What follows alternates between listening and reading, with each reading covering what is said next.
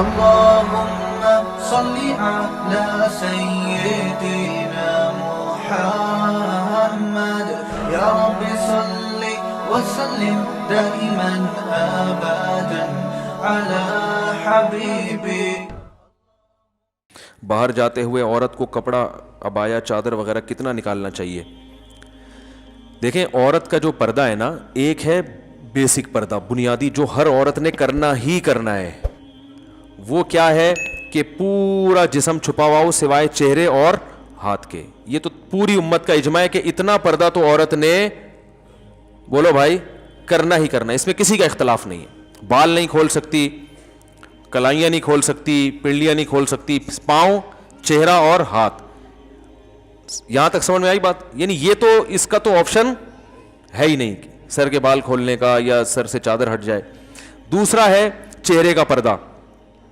تو چہرے کے پردے کے بارے میں علماء کا اختلاف ہے.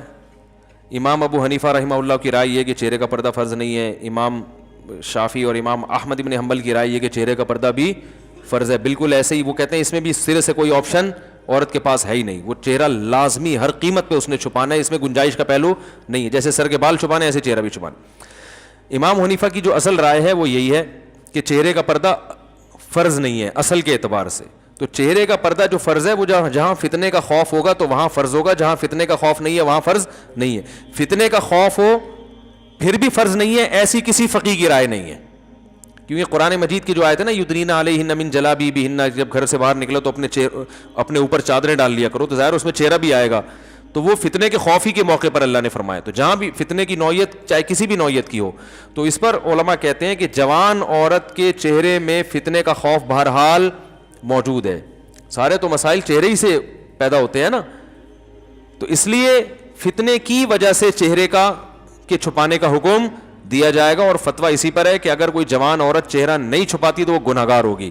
امام حنیفہ کا جو قول ہے نا چہرہ فرض نہیں ہے وہ اس صورت میں کہ جب فتنے کا خوف نہ ہو.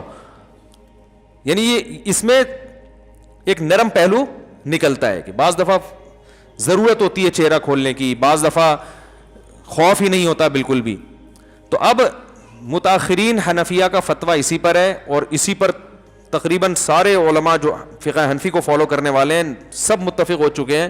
اور آج سے نہیں، آج سے 700-800 سال پہلے یہ فتویٰ دیا جا چکا ہے کہ اب عورت کو چہرہ کھولنے کی اجازت نہیں ہے. کیونکہ نبی صلی اللہ علیہ وسلم کے دور میں باندیاں ہوتی تھیں، بیویاں بہت کثرت سے، تو حلال اتنا زیادہ ملتا تھا کہ حرام کی طرف لوگوں کے قدم نہیں جاتے تھے اور وہ مواقع بھی نہیں تھے برائی کے. اب حلال میں پابندیاں لگ گئی ہیں اور حرام، تو اب لوگوں کی نظر اتنی صاف نہیں ہے. اب کوئی جوان عورت جائے گی تو بہت زیادہ امکان ہے کہ لوگ بری نیت سے اس کو دیکھیں گے. تو اس لیے عورت پر چہرہ چھپانا اس زمانے میں فرض ہے. بات آئی سمجھ میں؟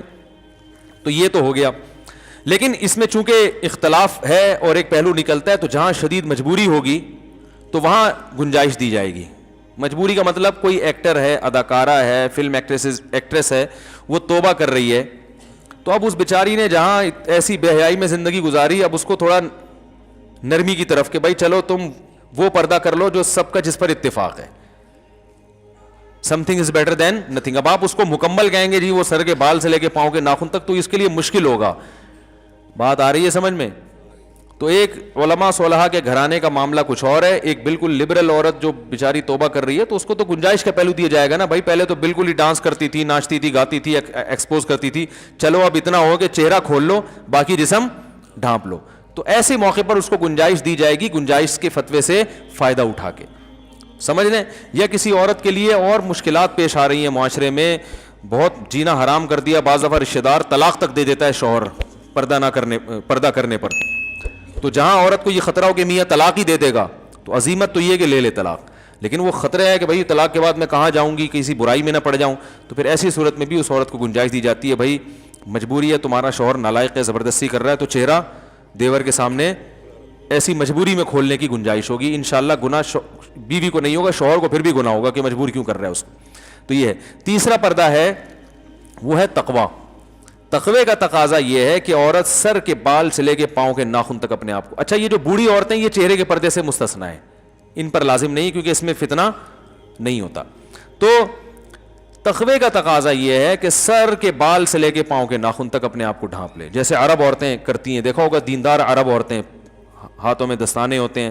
بعض حضرات یہ بھی کہتے ہیں اتنا پردہ اسلام میں نہیں ہے, پورا جن بنا دیا اس کو, ایسا یہ غلط ہے. اسلام نے پردے کو اپریشیٹ کیا ہے, جتنا زیادہ اپنی مرضی سے عورت پردہ کرے گی اتنا زیادہ پسندیدہ ہے. صحابیات میں مخدرات بھی ہوا کرتی تھیں. مخدرات کہتے ہیں وہ عورتیں جن کے جسم کے کپڑے پر بھی کسی کی نظر نہیں پڑتی تھی, اتنا اپنے آپ کو مردوں سے چھپاتی تھی. تو اسلام نے عورت جتنا زیادہ پردہ کرے گی اس کو اپریشیٹ کیا ہے. ہاں بشرطے کہ اس سے ضروری کاموں میں حرج نہ ہو رہا ہو. اب جوائنٹ فیملی میں بہو صاحبہ نے مخدرات میں شامل کر کے دروازہ بند کر کے کنڈی لگا دی کہ دیور کی میرے کپڑوں پہ بھی نظر نہیں پڑنی چاہیے, تو یہ تقوی کی یہ مقام تو حاصل ہو گیا, لیکن روٹیاں کون پکائے گا بھائی, گھر کا کام کون کرے گا ہے, یا جو بھی گھر کے کام کاج ہیں جو سب نے مل بانٹ کے کرنے ہیں, وہ تو ایسے موقع پر اس کو کہا جائے گا بھائی چہرے کا پردہ کریں آپ. باقی جتنا پردہ کام کاج کے دوران اگر کچھ تھوڑی بہت کلائیاں کھل جاتی ہیں یا ہاتھ کھل جاتے ہیں وہ معاف ہیں. امام یوسف رحمہ اللہ سے صراحتاً منقول ہے کہ جوائنٹ فیملی میں اگر گھر چھوٹا ہو, عورت برتن دھوتے ہوئے اس کی کلائی کھل جائے اور دیور کی نظر کلائی پہ پڑ جائے تو انشاءاللہ گناہ نہیں ہوگا, کیونکہ اس سے بچنا بہت مشکل ہے نا. آستین پوری یوں کر کے وہ برتن دھوئے گی تو آستینیں گیلی ہوتی ہیں, تو تھوڑا بہت اس کو آستینیں چڑھانی پڑتی ہیں, احتیاط کے باوجود بعض دفعہ نظر پڑ جاتی ہے. ہمارے یہ بھی فرمایا کرتے تھے عورت جوائنٹ فیملی میں پردہ کرے, چہرہ چھپائے, لیکن اگر بے احتیاطی میں چہرے پہ دیور کی نظر نہ چاہتے ہوئے غلطی سے پڑ جاتی ہے تو کوئی بات نہیں, معاف ہے. کیونکہ اب گھر میں رہتے ہوئے اتنی بے احتیاطی ہو جاتی ہے, اس میں زیادہ مسئلہ کھڑا کریں گے تو گھر کا ماحول خراب ہوتا ہے. تو پردہ کرے چہرے کا, لیکن اگر کبھی غلطی سے بے احتیاطی ہو جائے تو انشاءاللہ معافی ہے. لیکن میں آپ کو ایک بات بتاؤں, جو محتاط لوگ ہیں نا, ہمارے ایسے بہت سے اساتذہ ہیں جن کے گھروں میں کئی بھائی ہیں ماشاءاللہ, بیویاں بھی ساتھ رہتی ہیں, وہ کہتے ہیں 10 سال ہو گئے ہم جوائنٹ فیملی میں کبھی ہماری نظر اپنی بھابھی پہ نہیں پڑی. وہ بتاتے ہیں کہ نہیں غلطی سے بھی نہیں پڑی. تو تمیز اگر ایک دفعہ مارکیٹ میں آ جائے نا تو وہ ایسا غلطی سے بھی ہوتا نہیں, لیکن بہرحال ہو جائے تو معاف ہے. یار ہم تو 10 سال سے رہ رہے ہیں کبھی نظر بھی نہیں پڑی, اکٹھے رہ رہے ہیں نہیں پڑی. تو وجہ اس کی ہے کہ ان کو پتا ہوتا ہے بھائی بیگم آ رہی ہے یا بھابھی ہے, بھابھی آ رہی ہے تو نظر وہ خود ہی نیچے کر لیتے ہیں. بھائی ٹھیک ہے انہوں نے کھانا رکھا چلی گئی, نظر پہلے سے نیچے. جو جس کی نگاہیں خراب ہوتی ہیں نا وہ پہلے دروازے پہ یوں کر کے دیکھ رہا ہوتا ہے, آنے تو دو, پہلے دیکھوں گا میری بیگم ہے یا بھابھی آ رہی ہے, آنے دو. آئے گا اچھی طرح مطالعہ کرے گا, پھر کہے گا بھائی اسلام میں اچھا نہیں ہے. اور جو تقوی والا آدمی ہوتا ہے وہ نظر ریچ ہی کرتا ہے, وہ کہتا ہے اگر بیگم ہوگی تو خود ہی منہ سے بول دے گی نا کہ میں بیگم ہوں, تو نیچے رکھو منہ نظر. جب وہ کھانا لے کر آ رہی ہے کچن کے کھٹ پٹ سے اندازہ ہو گیا بھابھی کھانا لگا رہی ہے میرے لیے, تو بھائی پہلے سے نظر نیچے رکھ لو, وہ آئیں گی رکھ کے چلی جائیں گی, ٹھیک ہے نا. اور اگر بیگم ہے تو بیگم منہ سے خود ہی بول دے گی, بھائی بیگم تو ایسا بولتی ہے آپ کو پتا ہے, اس کو چپ کرانا مشکل ہوتا ہے. بولے گی بڑے شریف بن رہے ہو ہیں, وہ بولے گی نہیں, وہ ایسا بولے گی کہ بلوائے گی آپ کو پھر وہ. خیر, تو تمیز والے سب اگر ہو جائیں نا تو معاملہ آسان. ایک جوائنٹ فیملی میں گھر کی خواتین سارے کام کاج بھی کر لیتی ہیں اور پردے پر بھی عمل ہو جائے. ایک بھی اگر شرارتی ہوگا نا دیوروں میں وہ فتنہ کھڑا کرتا ہے, اور ہوتے ہیں, اللہ معاف فرمائے, آپ لوگوں کے علاوہ کی بات کر رہا ہوں. جناب مفتی صاحب میں درس سے مکی سنتی ہوں یا آپ کا درس, تو میری استانی کہتی ہیں کہ سر پر دوپٹہ اوڑھ کر سنو, جبکہ میں اس وقت جھاڑو پوچھا وغیرہ کر رہی ہوتی ہوں. بھائی وہ مولانا مکی صاحب کو آپ سنتی ہیں تو وہ تھوڑی دیکھ رہے ہوتے ہیں آپ کو, تو بہتر ہے کہ سر پہ ویسے ہی چادر رکھنی چاہیے عورت کو ہر وقت, حیا کا تقاضا ہے, لیکن یہ واجب نہیں ہے. تو وہی ہے نا, جتنا کرے گی پردہ اتنا اچھا ہے, حیا کا تقاضا ہے لیکن واجب نہیں ہے. دوپٹہ اوڑھنا ضروری نہیں ہے. پل صراط پر سے لوگ حساب کتاب کے بعد گزریں گے یا پہلے؟ پل صراط پر لوگ حساب و کتاب کے بعد گزریں گے. جس کا حساب اچھا ہو گیا تو وہ انتہائی اسپیڈ سے گزرے گا, اور جس کا برا ہو گیا وہ کٹ کے گرے گا. اللہ سب کو محفوظ رکھے. آج کل کیمیکل والی مہندی آ رہی ہے, یہ کوئی یقینی رائے نہیں ہے کیونکہ احادیث میں اس کی بہت واضح طور پہ ترتیب بیان نہیں کی گئی ہے. یہ تو بیان کیا گیا, اس پہ عقیدہ طحاویہ میں علامہ طحاوی رحمہ اللہ تعالیٰ نے جو عقائد کی کتاب لکھی ہے نا, اس کی شرح ہے ابن ابی العز الحنفی رحمہ اللہ تعالیٰ. انہوں نے بڑی اچھی شرح لکھی ہے جو پوری دنیا میں مقبول ہوئی ہے. انہوں نے اس پہ بڑی لمبی بحث کی ہے کہ پہلے کیا ہوگا. تو وہ یقینی طور پر نہیں ہے, ہمیں یہ پتہ ہے یہ سب کچھ ہوگا, اب اس کی ترتیب وہ منصوص نہیں ہے, تو ایک اندازے ہیں علماء کے. آج کل کیمیکل والی مہندی آ رہی, اس کا رنگ پپڑی کی طرح اترتا ہے. آج کل ایک نیا فتویٰ مارکیٹ میں, اس کے وضو نہیں ہوتا. اگر پانی اس میں نہیں جاتا تو وضو نہیں ہوتا. اس کا طریقہ یہ ہے کہ سفید کاغذ پہ وہ کلر لگائیں, جب وہ سوکھ جائے تو اس کو ہٹائیں کلر کو, جب وہ سوکھ جائے تو اس پہ پانی کا قطرہ ٹپکائیں. اگر پانی آر پار جذب ہو جاتا ہے تو اس کا مطلب اس میں پانی جا رہا ہے, اور پانی اوپر ہی رہتا ہے تو اس کا مطلب اس میں پانی نہیں جاتا. تو یہ طریقہ ہے کسی بھی کیمیکل کو دیکھنے کے لیے کہ اس سے وضو ہوتا ہے کہ نہیں ہوتا. زکوٰۃ مدرسے میں جاتی ہے, یہ ہاسپٹل میں نہیں دی جا سکتی, کیوں؟ زکوٰۃ مدرسے میں دی جا سکتی ہے لیکن ہاسپٹل میں نہیں دی جا سکتی, کیوں؟ مدرسے میں بھی دی جا سکتی ہے, ہاسپٹل میں بھی, بشرطے کہ مدرسے کا محتمم زکوٰۃ کے مسائل جانتا ہو یا ہاسپٹل کی انتظامیہ زکوٰۃ کے مسائل جانتی ہو. زکوٰۃ میں مالک بنانا ضروری ہے. ڈاکٹر مریض کی طرف سے یا اسپتال کی انتظامیہ مریض کو کہے گی کہ ہم آپ کی طرف سے زکوٰۃ وصول کر کے آپ کے مصارف میں خرچ کریں گے, آپ ہمیں اس کی پرمیشن دے دیں. تو جب انتظامیہ کی ملکیت میں آئے گا تو وہ مریض ہی کی ملکیت میں سمجھا جائے گا. اس طرح سے ڈائریکٹ علاج پہ نہیں لگ سکتے کہ ڈاکٹر کی تنخواہ دے دی, دوائیں خرید کے بھی مریض کو دے سکتے ہیں. تو بعض ہاسپٹل اس کا خیال کرتے ہیں کہ وہ زکوٰۃ کا انہوں نے ایک پورا سیٹ اپ بنایا ہوا ہے علماء سے پوچھ کے, تاکہ لوگوں کی زکوٰۃیں ضائع نہ ہوں. ہم خواتین کو جماعت کے ساتھ نماز کا طریقہ بتاتے ہیں, وہی طریقہ ہے جو مردوں کا ہے. جو جس طرح سے مرد پڑھ رہے ہوتے ہیں خواتین بھی اسی طرح سے پڑھیں گی. میرے گھر میں میں اور میرے شوہر اور 2 چھوٹے بچے رہتے ہیں, کوئی نامحرم نہیں ہے, کیا میں اپنے شوہر کے سامنے بھی دوپٹہ اوڑھ کر؟ نہیں بھائی, شوہر سے پردہ نہیں ہے. باقی گھر میں اگر عورت حیا کے ساتھ رہے, نارمل حالات میں سر پہ چادر رکھے تو اچھی بات ہے, اس سے حیا کا ماحول, خاص طور پہ جب بچے جب بڑے ہو رہے ہوں. میرے یہ ہو گیا, وہ دوسرا غلطی سے میں نے دوسرا دے دیا, جلدی اسپیڈ مارو یار, بہت ٹائم ہو گیا. یہ ہو گیا. بیوہ عورت اپنے بیٹے کی وجہ سے دوسری شادی نہ کرے, اسے پالنے پوسنے میں زندگی لگا دے اور شادی کے بعد اس کی بیوی اور ماں کی نہ بنے, تو کیا وہ اپنی بیوی کو ماں سے الگ رکھ سکتا ہے؟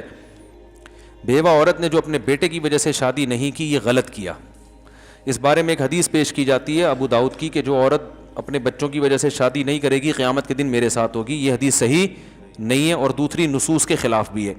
قرآن میں بے نکاحوں کو نکاح کی ترغیب دی ہے, اس میں بیوہ بھی داخل ہیں, طلاق یافتہ بھی داخل ہیں, مرد بھی داخل ہیں, عورتیں سب داخل ہیں اس میں. تو جو بھی بغیر نکاح کے ہو اس میں قرآن نے اس کو ترغیب دی ہے کہ وہ کلے زندگی, بولو بھائی, اکیلے زندگی نہ گزارے.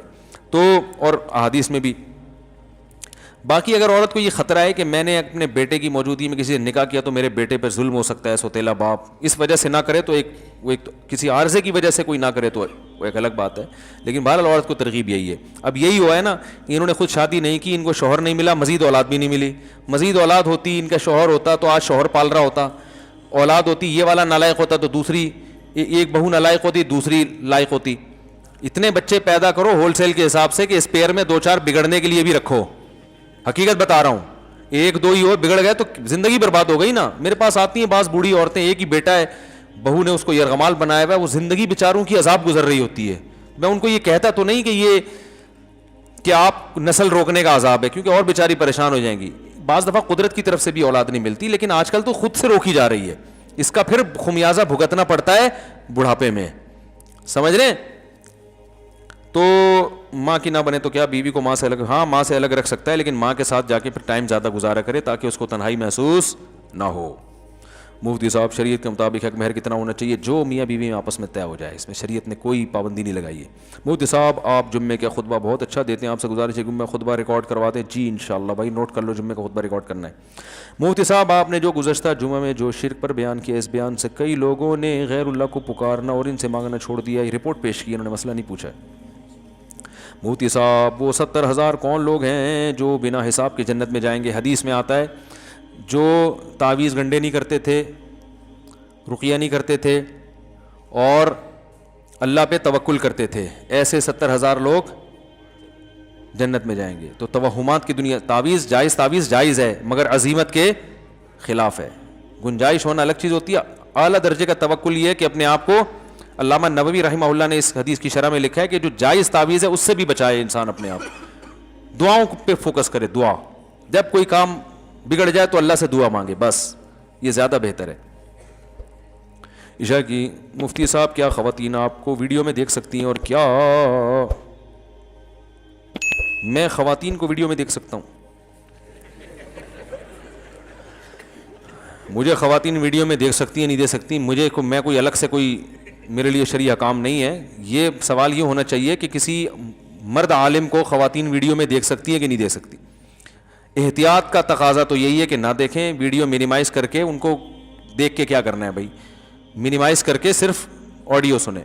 اور اگر کسی کو فتنے کا دور دور تک کوئی اندیشہ نہیں ہے, کوئی غلط خیال نہیں آ رہے, تو دیکھنا بھی جائز ہے.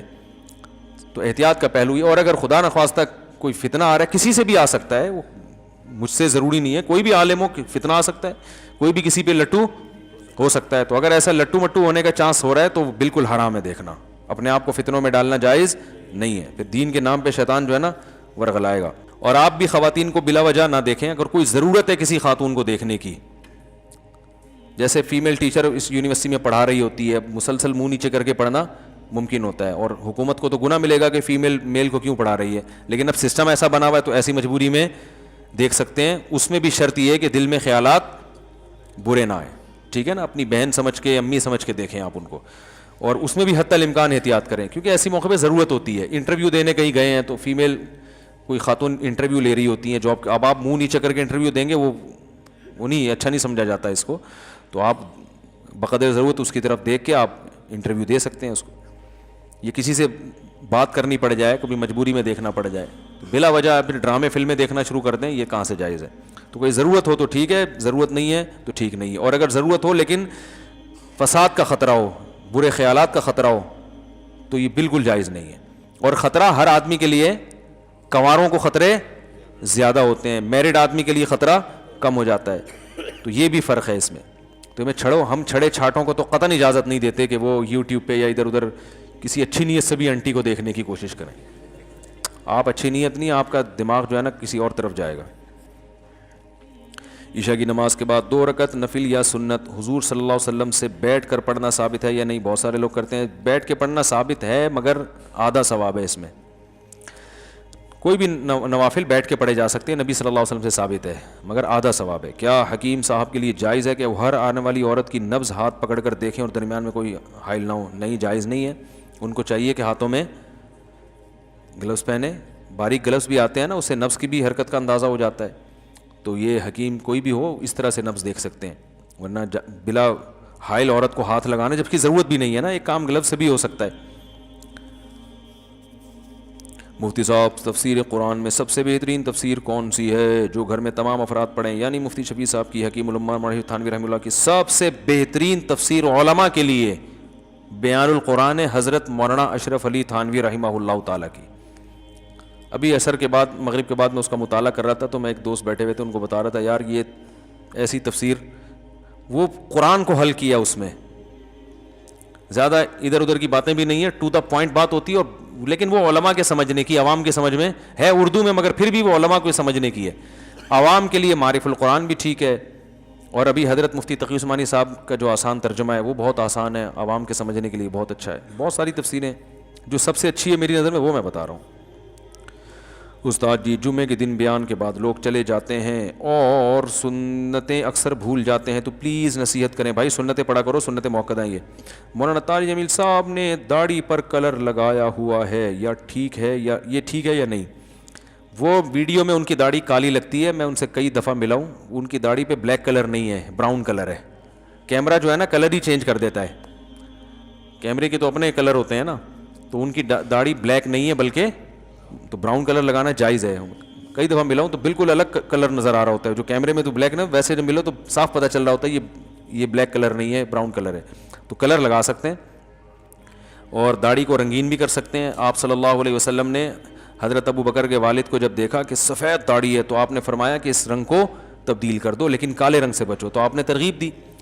تو اور خاص طور پہ علماء کے لیے تو یہ اس لیے بھی اور زیادہ مستحب ہے کہ دیندار لوگوں کی اگر پرسنالٹی ایک زیادہ دیکھنے میں خوبصورت لگتے ہیں نا, تو بات اثر بھی انسان کی شخصیت کا بھی بڑا اثر پڑتا ہے. دیکھو تمام پیغمبر خوبصورت آئے ہیں, کوئی پیغمبر بدصورت نہیں بھیجے اللہ نے, کیونکہ شکل و صورت کا بڑا اثر پڑتا ہے, یہ نیچر ہے انسان کی. گورے پتہ ہے کیا کہتے ہیں, خوبصورت لوگوں کا کامیاب ہونے کا چانس بدصورتوں سے زیادہ ہے, ان کو لوگ جلدی قبول کر لیتے ہیں, حالانکہ اس کا عمل سے تعلق نہیں ہے, لیکن ایک انسانی نیچر ہے.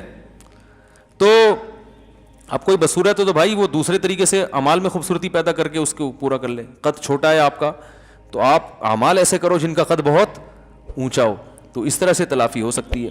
قد بھی چھوٹا ہے, شکل بھی اچھی نہیں ہے, اعمال بھی ٹھیک نہیں ہے, باتیں بھی گندی ہیں, پھر معاشرے میں آپ بچپن میں کہتے تھے نا, کوئی الٹی سیدھی بات کرتے ہیں, کہتے ہیں یار شکل اچھی نہیں ہے تو کم سے کم بات تو اچھی کر لیا کرو, چلو شکل تو اللہ نے بنانی, بات تو خود سوچ کے کر رہے ہو نا.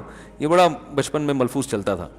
تو قدرت کی طرف سے ایک آزمائش ہے. وہ عبداللہ بن مسعود بہت دبلے پتلے تھے, چھوٹے قد تھے, پنڈلیاں اتنی باریک تھیں کہ شلوار تھوڑا نیچے رکھتے تھے تو پنڈلیاں نظر نہ آئیں, لیکن علم میں اتنا کمال پیدا کیا کہ حضرت عمر جو اونچے قد کے تھے نا, حضرت عمر کی تو بڑی پرسنالٹی تھی, جب کوفہ سے حضرت ابن مسعود چل کے آتے مدینہ, حضرت عمر ان کے استقبال میں کھڑے ہو جاتے تھے اور فرماتے ہیں کنیف ملیا علما, چھوٹے سے قد کا آدمی علم سے بھرا ہوا ہے. صحیح ہے نا, علم کے لحاظ سے اسپیس بہت ہے, علم سے بھرا ہوا ہے. تو اس طرح سے تلافی کرنی چاہیے, کیونکہ جو خوبصورت ہے اگرچہ اعمال اچھے بھی نہ ہوں لیکن پھر بھی لوگ بعض دفعہ خوبصورتی کی وجہ سے اس سے محبت کر لیتے ہیں, تو اس کے پاس ایک آپشن ہے. ٹھیک ہے نا, جو بیچارہ خوبصورت نہ ہو پھر اعمال بھی اچھے نہ ہوں, اس کی ناکامی کا چانس زیادہ ہوتا ہے. اور اگر اعمال اچھے کرے گا تو اللہ اس کی میں اگر خوبصورتی نہیں ہے تو اس کی بھی تلافی قیامت کے دن کر دے گا, اس کے نعم البدل عطا کرے گا اس کو قیامت کے دن.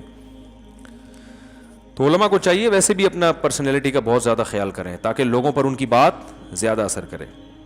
سفر میں سنت نفل پڑھ سکتے ہیں یا نہیں؟ سفر بھائی کئی دفعہ بیان کر چکا ہوں, دو طرح کا ہوتا ہے. ایک ٹریول کرتے ہوئے آپ جا رہے ہیں یہاں سے لاہور جا رہے ہیں ٹرین میں, تو ایسے موقع پہ تو صرف فجر کی 2 سنتیں پڑھیں اور وتر پڑھیں, باقی سنتیں چھوڑ دیں. لیکن اگر کہیں مقام پہ پہنچ چکے ہیں 12 دن کے لیے 10 دن کے لیے, تو ہیں تو مسافر لیکن وہ مشقت بالکل ختم ہو گئی ہے, تو اب وہاں پر سنت موقدہ ہی رہتی ہیں. حدیث میں جو نبی صلی اللہ علیہ وسلم سے سفر میں سنتیں چھوڑنا ثابت ہے وہ ٹریولنگ کے دوران والی روایات ہیں. کیا بچوں پر کوئی نام بھاری پڑتا ہے؟ کچھ نہیں بھاری پڑتا ہے, جو نام رکھو اچھا سا نام رکھو. مفتی صاحب بیان کے وقت کو تھوڑا مختصر کریں, لوگ بہت دور سے آتے ہیں وجہ دیتے ہیں. کون ہے بھائی یہ؟ ایک صاحب بولتے ہیں کہ آپ عالم نہیں ہیں, آپ کے پاس جو ڈگری ہے وہ جعلی ہے, اور یہ بھائی جو مجھے عالم نہیں سمجھتا وہ بیان نہ سنے. کیا خیال ہے بھائی؟ بولنے پر تو کوئی بھی کچھ بھی بول سکتا ہے, گورنمنٹ کی طرف سے کوئی پابندی نہیں ہے, کوئی بھی کچھ بھی بول لے. آج کل سردی, انہوں نے جو ایسا الزام لگا رہے ہیں وہ ڈگری دیکھی ہے میری, انہوں نے جعلی ہے, یہ اچھی ہے. آج کل سردی کے موسم میں اگر غسل فرض ہو جائے تو گیزر کی سہولت بھی نہیں ہے, تو پھر کیا کریں؟ غسل کریں. نماز چھوڑنے کی اجازت نہیں ہے, رات کو پانی گرم کریں چولہے پہ تمیز سے اور نہائیں. فرض نماز چھوڑنے کی اجازت کسی قیمت پہ نہیں ہے. کچھ عرصے بعد میری شادی ہے, میں اگر آپ کو ولیمے میں دعوت دوں تو آپ تشریف لائیں گے؟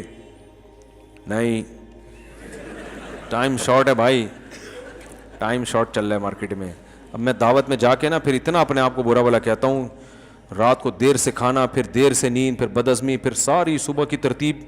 ان کی تو دعوت ہو گئی اور ہمارا بیڑا غرق ہو گیا اس سے, ایسی کی تیسی ہو جاتی ہے, سارا دن خراب گزرتا ہے, سارے کام رہ جاتے ہیں. تو بھائی جس کو بڑی محبت ہے یا تو وہ دوپہر کا, اب پھر دوپہر کو لوگ بلانا شروع کر دیں گے, جس کو بہت محبت ہے وہ بس محبت کا ویسے اظہار کر دے. ہاں بعض دفعہ لوگ نکاح پڑھانا چاہتے ہیں مجھ سے, تو اس کا ہم جو ہے نا, وہ بہت سارے لوگ ہیں جو نکاح پڑھوانا چاہتے ہیں, تو نکاح پڑھوانے میں تو کوئی ٹائم لگتا نہیں ہے, تو اس کا ہم ایک ایسا ٹیکنیکل طریقہ بھی نکال رہے ہیں, آن لائن کوئی سسٹم بنا دیں گے کہ پوری دنیا میں, اور اس میں فائدہ یہ بھی ہوگا کہ بہت سے لوگ سادگی سے نکاح کرنا چاہتے ہیں. یہ تو شریعت میں ترغیب ہے نا اس کی, تو جب سارے کام آن لائن ہو رہے ہیں تو نکاح بھی کیسا ہونا چاہیے؟ ارے تم ادھر ہی بیٹھو, ادھر سے ہی ہو جائے گا. آج ہمارا مغرب کے بعد مشورہ ہوا, ایک ہمارے دوست ہیں بڑے زبردست مشورے لے کے آتے ہیں مارکیٹ میں, انہوں نے کہا بھائی دیکھو دنیا میں نکاح کو آسان بنانے کا ایک بہترین طریقہ یہ بھی ہے کہ مفتی صاحب آپ ایک کام ایسا کرو کہ ایک ویب سائٹ بناتے ہیں, پوری دنیا میں جو جہاں بیٹھا ہے, بھائی زنا معاشرے میں پھیل رہا ہے نا, تو نکاح کو بھی آسان بنانا چاہیے نا.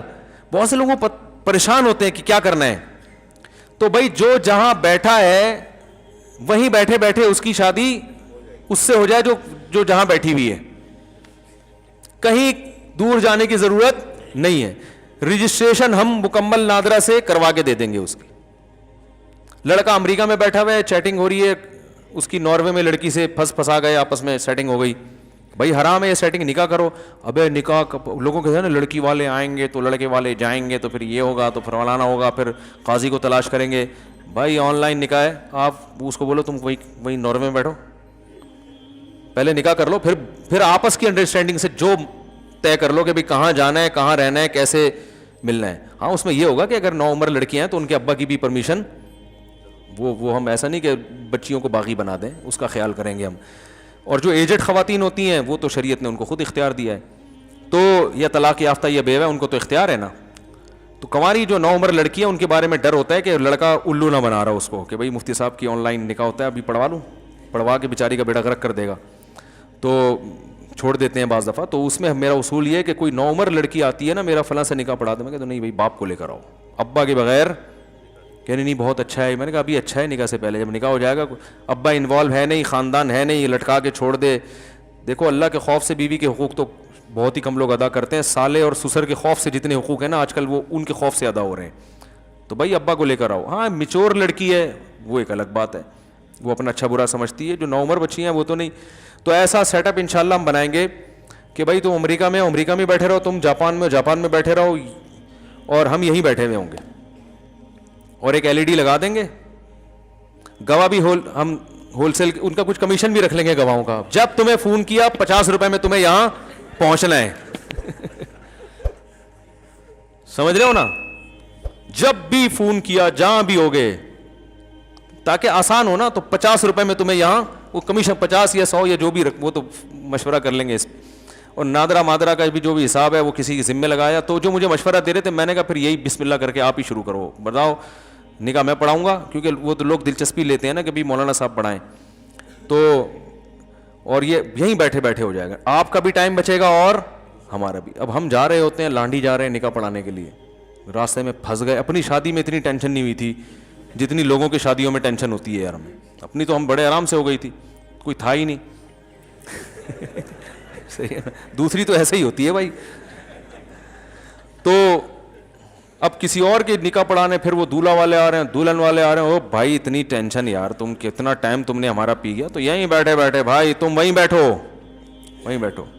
ادھر ہی بیٹھو. اور یہ بھی ممکن ہے میں اپنی جگہ کسی نمائندے کو بھیج دوں, تم گواہ ہوا ہے, میں آن لائن نکاح پڑھاؤں گا, یا کوئی بھی مولانا صاحب پڑھا دیں گے جو کسی اور سے پڑھوانا چاہے. ایک سسٹم آ جائے گا نا لوگوں کے پاس, بھائی فلاں سے پڑھوانا ہے تو بھائی سسٹم ہے ہمارے پاس, اس سسٹم کے تحت آپ نے جس سے پڑھوانا ہے پڑھوا لیں آپ. ابھی ہمارے ایک ریلیٹیو تھے, ان کی شادی ہونے والی ہے نا, تو میں سوچ رہا تھا حضرت مولانا طارق صاحب سے نکاح پڑھواؤں. تو میں نے کہا یار ان کو فون کر کے بلانا لے جانا اتنی ٹینشن.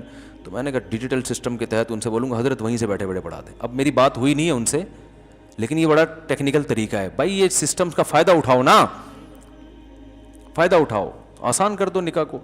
تو وہیں میں نے ایسے نکاح پڑھائے بھی ہیں. لڑکی کینیڈا میں تھی, لڑکا دبئی میں. تو پریشان تھا یہ, میں نے وہیں سے فون پہ نکاح پڑھایا. ایک لڑکے کے ذمہ لگا ان کے ڈاکومنٹس منگواؤ, نادرا سے رجسٹریشن کروا کے بھیج دی. لڑکی کے ابا شادی نہیں کر رہے تھے, بڑے اللہ ان کو ہدایت دے, کر کے ہی نہیں دے رہے تھے بچی کی شادی نا, بچی بڑی ہو گئی تھی. تو ہم نے جب نادرا کا سرٹیفکیٹ, لڑکی کی عمر زیادہ تھی, بھیج دیا. ابا نے دیکھ لیا کام پکا ہو گیا بیٹا.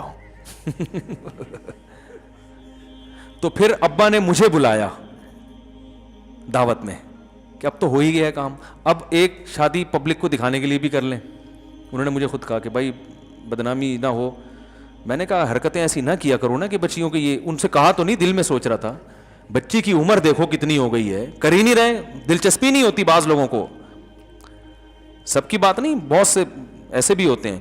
کام پکا ہو گیا بھائی, لڑکا بھی برائی سے بچ گیا, لڑکی بھی, اور ماشاءاللہ بڑی ہنسی خوشی زندگی گزار رہے ہیں. تو ان کے نے کہا اب ایسے بھی پڑھا دو. ہم نے کہا چلو ویسے بھی پڑھا دیتے ہیں پبلک کو دکھانے کے لیے, تو آپ بھی خوش ہو جائیں گے. یہ جھوٹی موٹی کا نکاح ہوا دوسرا, پہلا سچی مچی کا تھا, وہ نادرا بالکل. تو میں نے کہا دولہا سے کہا ساری زندگی یہ نادرا کا فارم سسرال سے چھپا کے رکھنا ہے. وہ بولیں گے یار شادی اس تاریخ ہوئی تھی, ڈیٹ وہ والی ڈلی. یہ بھی بڑا زبردست سین ہو جاتا ہے بعض دفعہ. تو لیکن میں نوعمر بچیوں کے ساتھ ایسا نہیں کرتا. ان کو تو کوئی لڑکا, اور بعض دفعہ دولہا کو انسان ذاتی طور پہ جانتا ہے, اس کو پتہ ہوتا ہے کہ یار یہ خراب آدمی نہیں ہے. تو ایسا کوئی سسٹم انشاءاللہ بنا رہے ہیں. پھر آپ جہاں آپ لانڈی میں بیٹھے بیٹھے آپ کی شادی ہو جائے گی. لڑکی اورنگی ٹاؤن میں رہتی ہے, آپ لانڈی میں رہتے ہیں, بھائی نکاح پہلے نمٹاؤ یار, بعد میں پھر طے کرتے رہنا رخصتی کیسے ہوگی. کیا خیال ہے, کام سائڈ پہ لگاؤ, گڈی نو سائڈ پہ لاؤ. سارا مسئلہ نکاح سے پہلے کا ہوتا ہے. نکاح تو کر دو نا, پھر باتیں کرو, پھر خود ہی طے کرو اپنی بیگم سے فون پہ بات کر کے کہ ہم بتاؤ کس طرح سے آپ شادی چاہتی ہو, کتنے افراد آنے چاہیے, مہر کتنا ہونا. مہر تو خیر نکاح میں پہلے سے طے ہو جاتا ہے. تو ایسا سسٹم دعا کرو بنا دیں, وہ جو بندے نے کام اپنے ذمے لیا ہے وہ بھاگ نہ جائے. کہ ہوتا یہ کہ لوگ اپنے چکر میں لگ جاتے ہیں. وہ اپنے لیے اچھے اچھے نا رشتے چھانٹنا. اب یہ رفیع بھائی بیٹھے ہوئے ہیں, یہ تو خیر دیندار آدمی ہیں, ان کو میں نے رشتوں کا کام لگایا تو یہ اپنے لیے نہیں دیکھ رہے, اپنی تو ابھی تک ایک ہی ہے نا ان کی. ورنہ بعض دفعہ یہ بھی خطرہ ہوتا ہے کسی سے رشتے کا کام لو, وہ سارے چھانٹ کے نا اپنے لیے اچھے اچھے پیس اپنے لیے الگ کر لیتا ہے. اچھا بھائی, گزارش عرض ہے کہ ایک مسئلے میں فرمایا جو کھیل بہت زیادہ ہو گیا یار, بہت لمبا ٹائم ہو گیا ہے, تھک گئے ہیں لوگ بھی.